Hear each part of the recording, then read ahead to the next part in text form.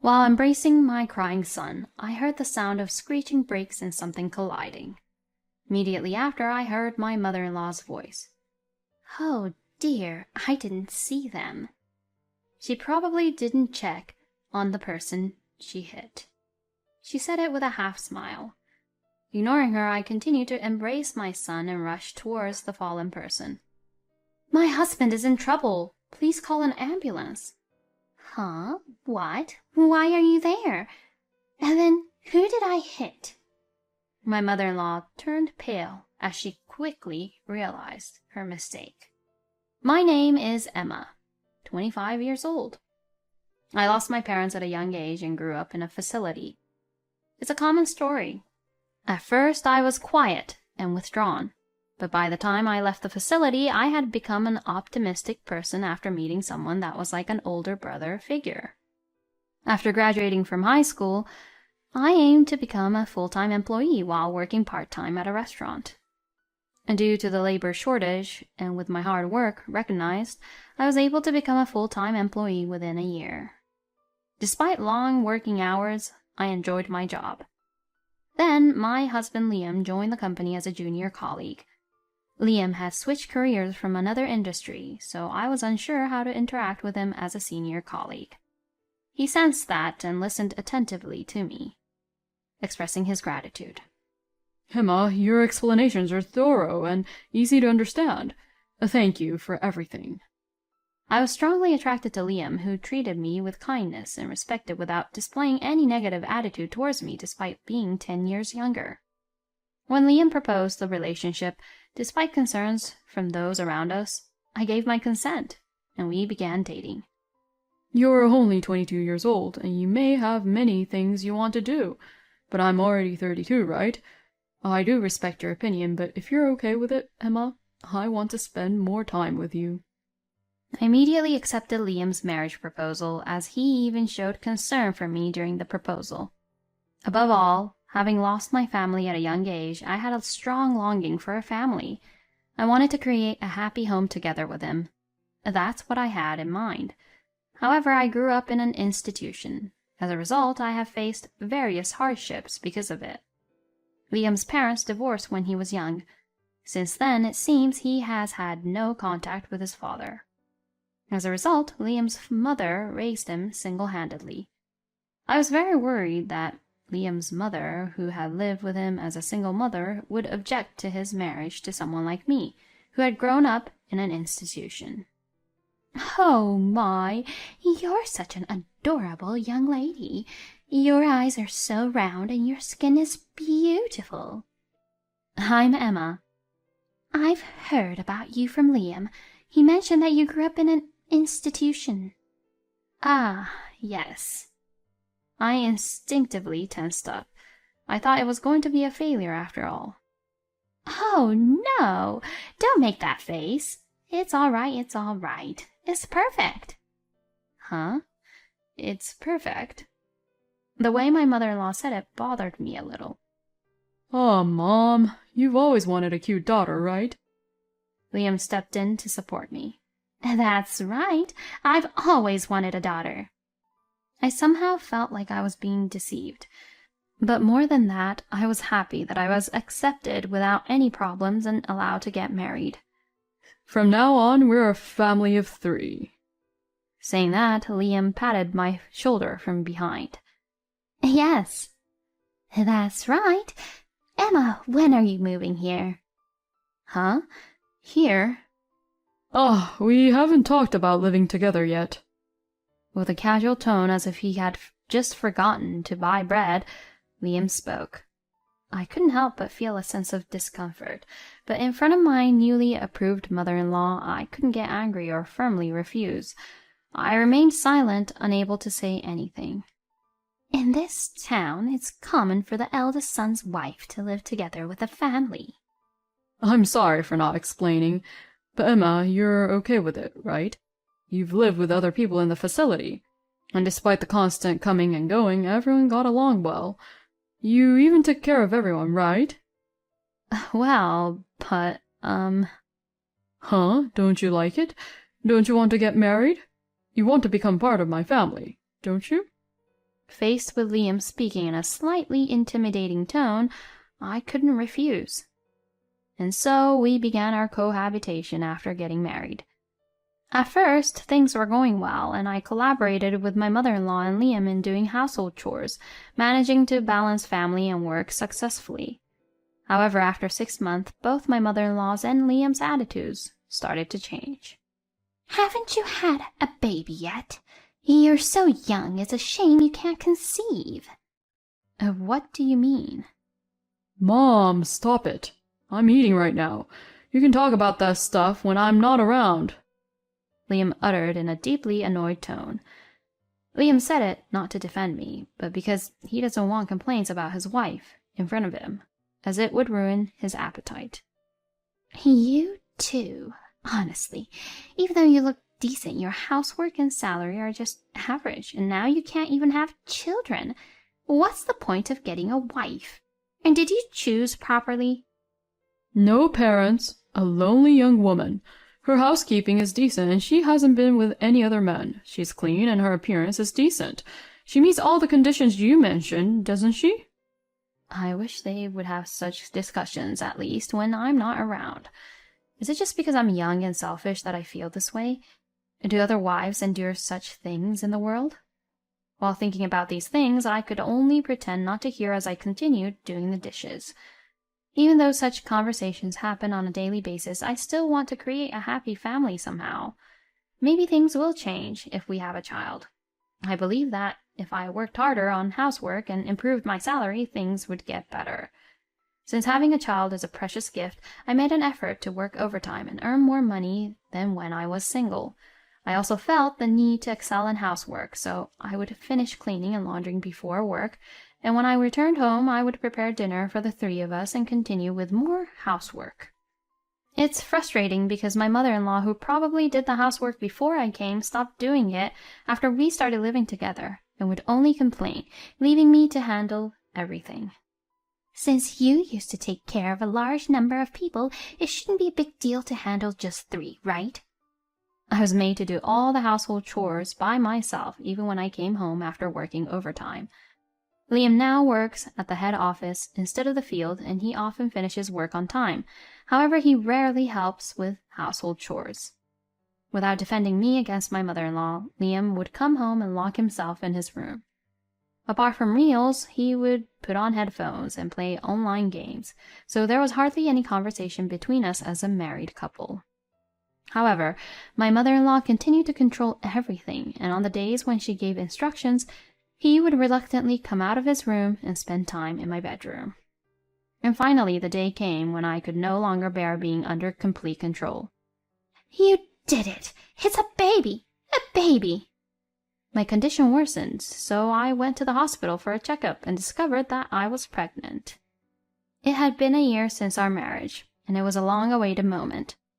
During my pregnancy, my mother-in-law's attitude improved so much that she seemed like a completely different person and became kinder. However, I wanted to continue working, but due to my mother-in-law's actions, I was forced to quit my job. She's supposed to be on her break right now, isn't she? She's not answering the phone. She started calling the store to reach me. Ma'am, sometimes breaks can be rescheduled when she's busy. But she's pregnant, you know. What do you think about that? What if something happens to the baby? My grandchild. What will you do? You're not making her carry heavy objects, are you? During my work, I receive calls like this multiple times a day. The store manager expressed concern for me, but mentioned that it was causing disruption to the tasks of other employees. I apologize for causing any inconvenience. I hate to put it this way, but as far as your mother-in-law goes, are things going well with Liam? The store manager, being a woman, was one of the people who expressed concern when I announced my marriage to Liam. However, despite her genuine worries and advice, I chose to ignore them and got married anyway. I couldn't say such things as our married life isn't going well while being pregnant. After that, my mother-in-law took the lead in household chores, ensuring healthy meals, moderate exercise, and proper sleep. I followed my mother-in-law's instructions and lived a restricted life, managing my weight according to the ideal for a pregnant woman. all the while thinking about the well-being of the baby. And I safely gave birth to a healthy baby boy. He's such a cute little boy. Both Liam and I have curly hair, but this child takes after you, Emma, with smooth and beautiful hair. During the pregnancy, my mother-in-law insisted that her grandchild should have smooth and straight hair because she was self-conscious about her own curly hair. While I believed that our child would be adorable either way, I felt relieved that my mother-in-law had expressed such a preference. I was anxious about her reaction. Oh, how about the name Marlin? It sounds nice, doesn't it?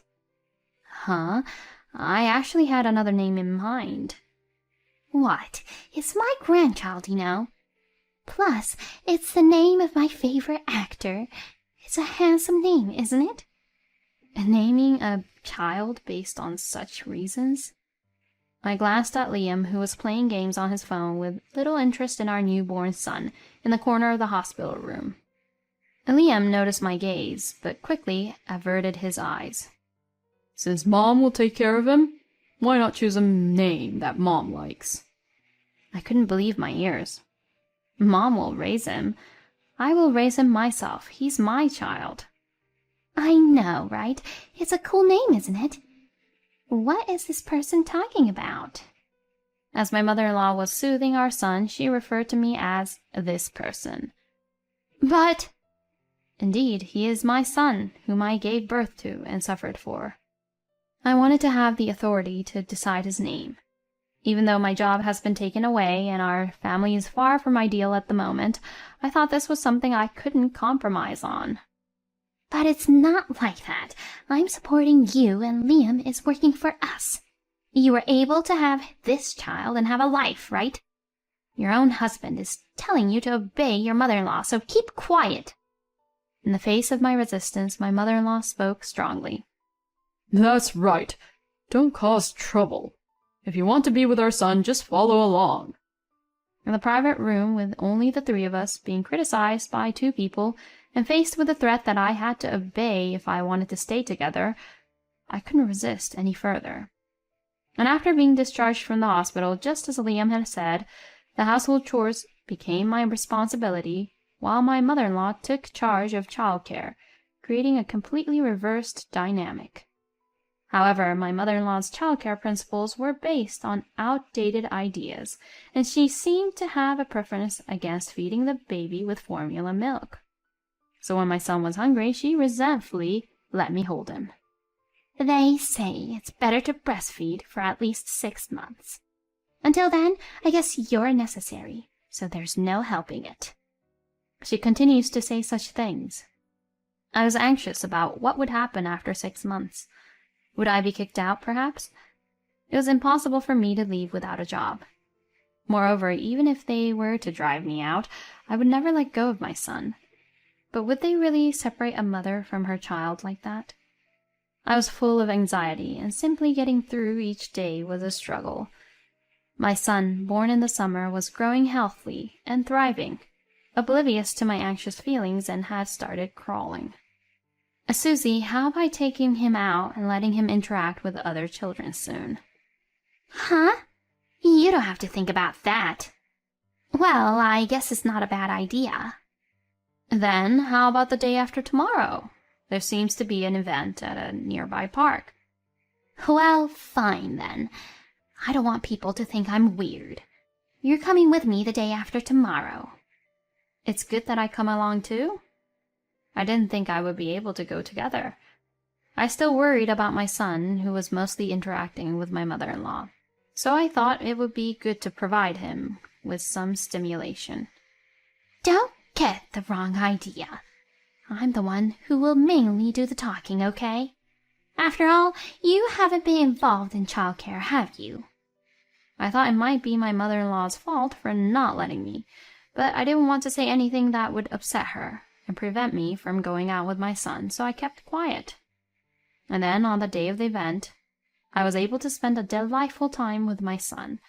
The event staff, perhaps unaware of the situation, or perhaps because I introduced her as my mother-in-law, seemed to understand something. And even if my mother-in-law tried to do something with my son, since it's your first time, let's do it together with Mom. They guided us in this way. As a result, I was able to spend an unexpectedly long time with my son. I thought I would be criticized on the way back home, but my mother-in-law remained eerily silent and seemed to be deep in thought. Please bring Marlon inside. You're not a good driver, so I'll do it. Yes, thank you. Oh, but I want you to look behind, so come out at least once. I wonder if my son is tired from playing so much. I carefully lifted my soundly sleeping son out of the child seat, holding him to not wake him up, and gently laid him in the baby bed. At that moment, I heard a sound of collision and brakes, followed by my mother-in-law's voice. Oh, dear, I didn't see. What I saw from the entrance was my mother-in-law, who made no attempt to rush to help the person who had collapsed. Instead, she loudly and artificially made excuses, seemingly for the benefit of the neighbors.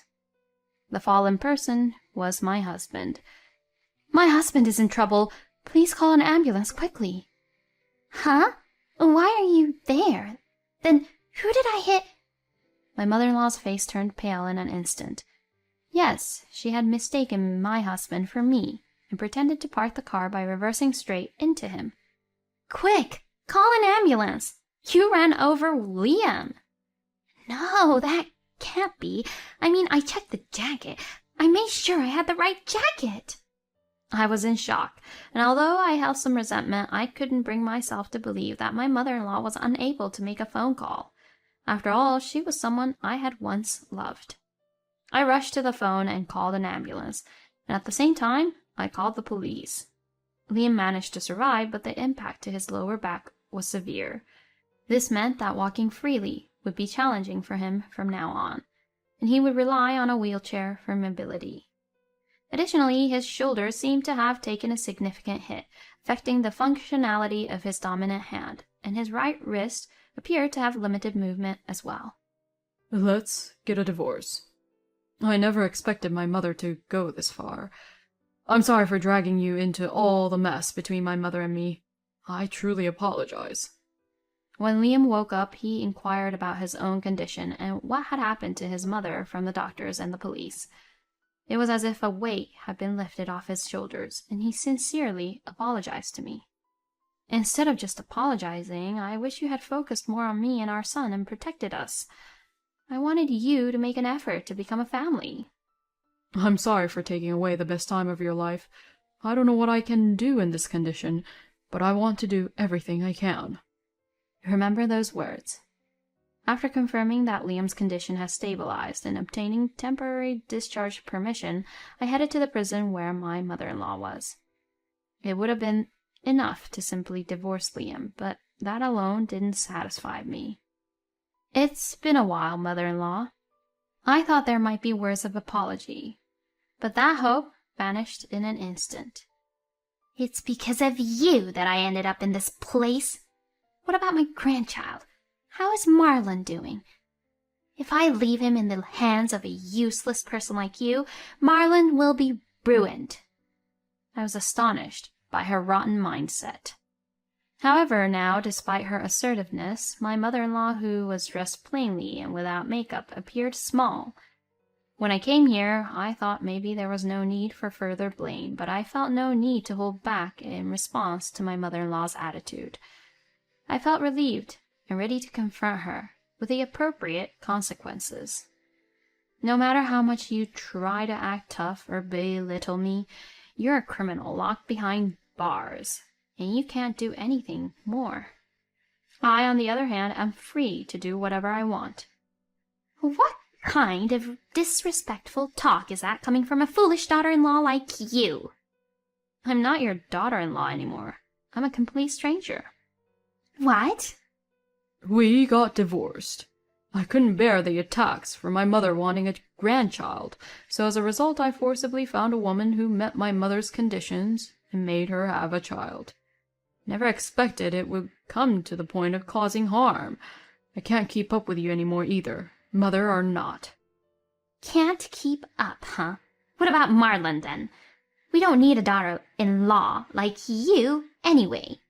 The important thing is our grandchild, and I do care about you, Liam, even if it was a mistake." "Yes, that's right. You mistook Liam because he was wearing the sweater that you gave me. On that day, as it had been a long time since I went out, I didn't have any appropriate clothes to wear. After giving birth, I didn't have much time to rest and was constantly active, so I lost weight. My mother-in-law was unusually kind to me. "Don't you have anything suitable to wear? It's cold today. I'm not wearing this right now, so I'll lend it to you." And she lent me a branded eye-catching orange sweater. Then, at that moment when I was trying to lay Marlon down on the bed, he suddenly woke up and started crying. I was having trouble separating from my son. So I happened to ask Liam, who was about to go out saying he was going shopping nearby, to help me guide the car.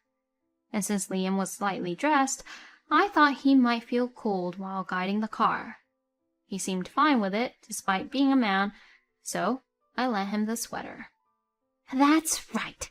I marked it so that I wouldn't hit anyone other than you. But you had to meddle unnecessarily. It's because of you that I'm here." This is a prison. You're currently awaiting trial, and the police are listening in from behind. So it was planned, right? "Because you gave birth to a grandchild but became useless and keep lingering around. Maybe if you get hospitalized, there will be a period when you're not here, right? Just kicking you out might result in you taking Marlon away, you know." Is that so? So you deliberately stepped on the accelerator thinking it was me. We are getting divorced, so you are a stranger to me. Marlon is also a stranger to you, and you have no visitation rights. Do you even realize where you are? That's exactly what would negatively impact Marlon. I imagine my mother-in-law had a look of frustration, and she began pleading with Liam while crying. "Liam, you'll help me, right? Just get me out of here for now." Didn't I already say I can't handle this anymore? I have no intention of helping you. And I don't plan on letting you see your son, or even showing you his picture ever again." "No! No!" Susie pounded on the partition window of the visitation room and screamed, but we ignored her and left the room. Meanwhile, behind us, the correctional officer's angry shouts echoed, and we could hear someone being taken away, screaming. Liam's face twisted slightly, but I felt a sense of relief. I would no longer be troubled by my mother-in-law. Liam promised to pay both alimony and child support. It seems that his dominant hand can move, but his favorite game requires the use of both hands, so everything he invested in it, including in-app purchases, seems to have been in vain. He says he can never do it again. He pleaded with the company to somehow let him stay, explaining that even in a wheelchair with only one hand, he would still be able to do computer work. The company, understanding his situation, agreed to keep employing him, albeit with a reduced salary. And I decided to return to work.